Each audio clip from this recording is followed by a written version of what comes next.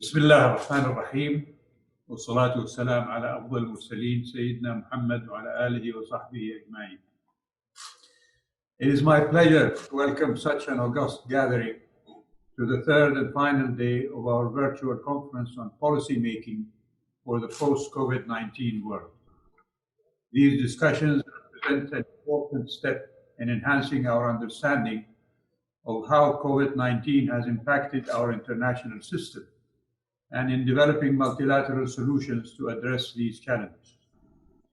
Ladies and gentlemen, in his opening remarks to the G20 Extraordinary Summit held virtually on the 25th of March, the custodian of the two holy mosques, King Salman bin Abdulaziz, concluded by saying, and I quote, "The G20 group had previously proved its effectiveness in minimizing the dire consequences of the international financial crisis and its ability to overcome it.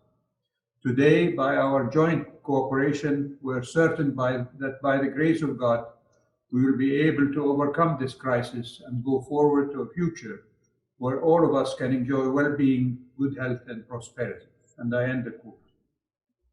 As Dr. Fahad al-Turki said in his opening remarks, the T20 brought national and regional concerns to the global agenda through dialogue between some of the world's leading experts on public policy.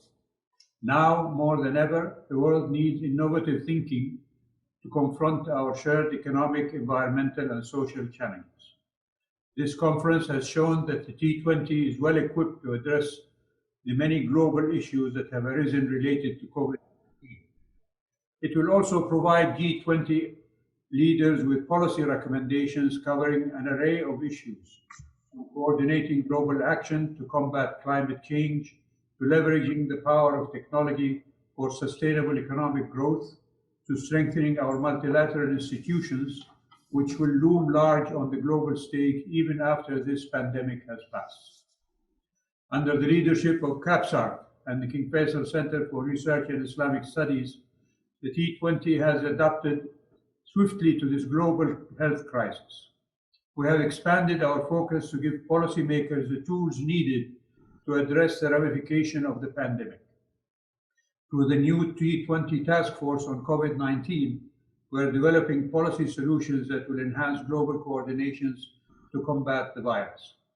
The T20 is already developing a range of policy recommendations that address the many ways that COVID-19 is affecting societies across the globe.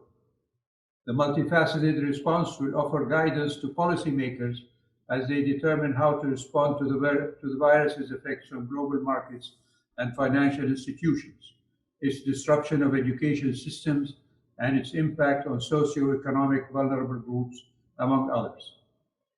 The King Faisal Center for Research and Islamic Studies has pioneered innovative methods to expand the public dialogue around these issues in light of the pandemic.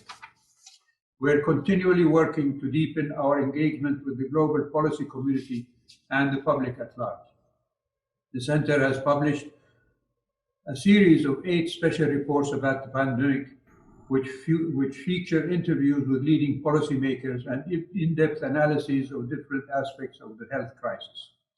We have also hosted virtual seminars that have brought together leading experts in a dialogue about how the virus will affect international relations. The King Faisal Center is proud to use its expertise to inform the important work of the T20.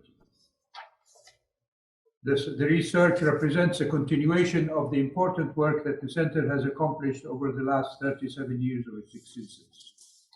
And let me conclude, ladies and gentlemen, by saying that I wish you all the best on the third day of this conference, and know that we will benefit from your important work.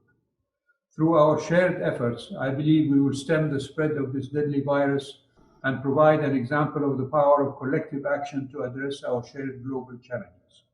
If anything, these challenges to mankind are a humbling experience to man. Those who proclaim the end of history should review their conclusion. Man is but a fragile creature among the many wonders of God's creation. I am optimistic as to our future. Just look at how quickly nature has recovered its well-being after only a temporary halt to mankind's destructive actions on the ecology of our planet. I hope that we have learned the lesson that conserving our natural resources is to conserve our future on this planet.